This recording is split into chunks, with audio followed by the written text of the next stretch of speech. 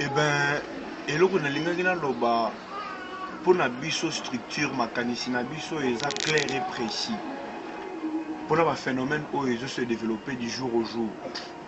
Eloko ya liboso oyo faut tosala eza réinsertion socio-professionnelle mpona bajeune oyo baza déjà un peu âgé, koinsérer bango, koinculquer bango un travail dans la tête pour bayeba comment se développer et se prendre en charge.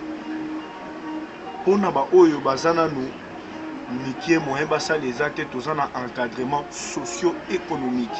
Donc phase il y a encadrement et puis phase il y a réinsertion dans la société pour bango pe bayeba na ngonga na bango comment se développer.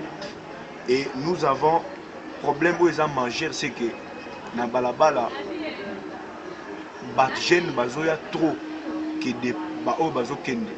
Alors il faut toyeba comment encadrer les jeunes dans un phénomène lié à l'éducation. L'éducation, il faut aller dans un centre approprié. Un centre approprié, ça la récupérage ya bana wana nyonso, comme inculquer bango une bonne manière et comme kotangisa bango pona koyeba ko préparer bango dans l'avenir.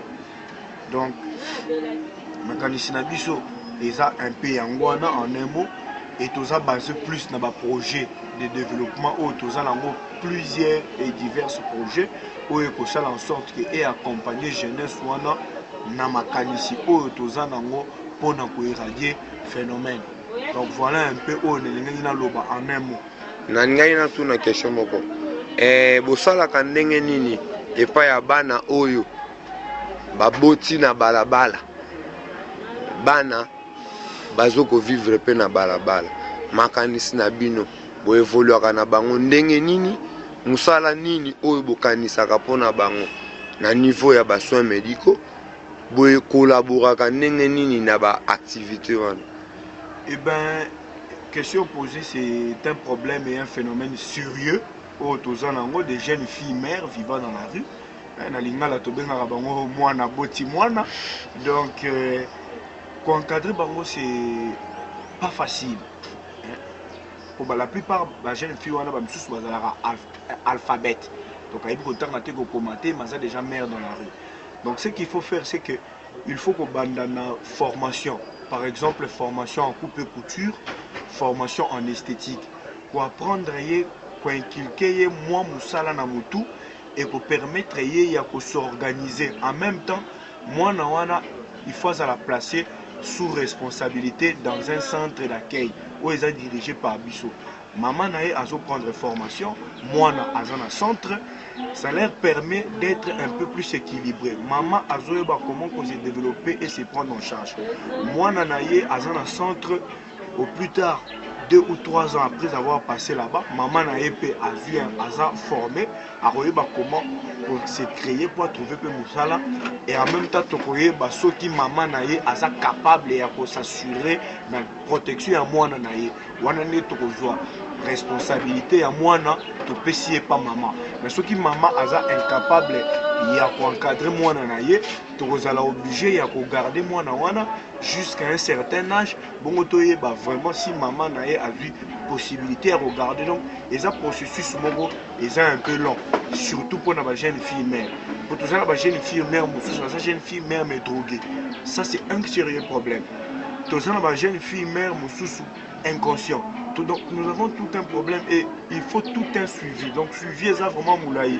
Suivi psychologique, suivi à santé qui est derrière un sérieux problème pour la cotisation, tout ça, la c'est vrai, tout ça, dans mon centre, il y a la collaboration et d'Arabiso, mais ce n'est pas suffisant. La demande est tellement ébellée que la réponse est amouquée. Donc voilà un peu ce que je voulais dire en un mot pour un phénomène. Il y a des jeunes filles mères vivant dans la rue. Mais il y a une question moko ya suka koloba boye bana oyo bazali de 0 à 5, de 5 à 18 ans. Nde bango wana oyo bo organiser la kabango ba activité to ezaka kapona ba oyo seulement ba boti bana. Te to organiser ba activité pona ba fille nyoso.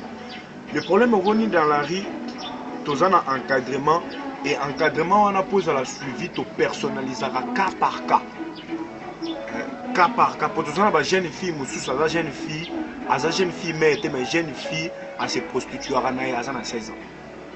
Donc eloko tosala il faut aussi apprendre ko former jeune fille wana po atikana no kinumba la prostitution soki atiki yango akotika yango ka te boité akotika yango soki bozwi ta ya ko former et ko faire comprendre ye mabe ya oyo ya zo sala. Donc tous un suivi psychologique qui est premièrement suivi à makasi et puis tous un suivi moral et puis tous un les restes il y a suivi oyo tout ça la rapport na ko former ba jeune fille wana. Donc tout en nyonso wana na encadrement autour de ça la réinsertion c'est basé la plupart du temps dans le social. Et dans le social qu'est-ce que je voulais dire par là? Donc nyonso est basé dans la formation. Donc catégorie à batouana nyonso ils ont besoin d'être encadrés, formés, réinsérés. Donc ce sont les 3 premiers axes oyo la plupart du temps tout ça là et oyo tout basé dans réinsertion, formation et encadrement. Merci. Donc,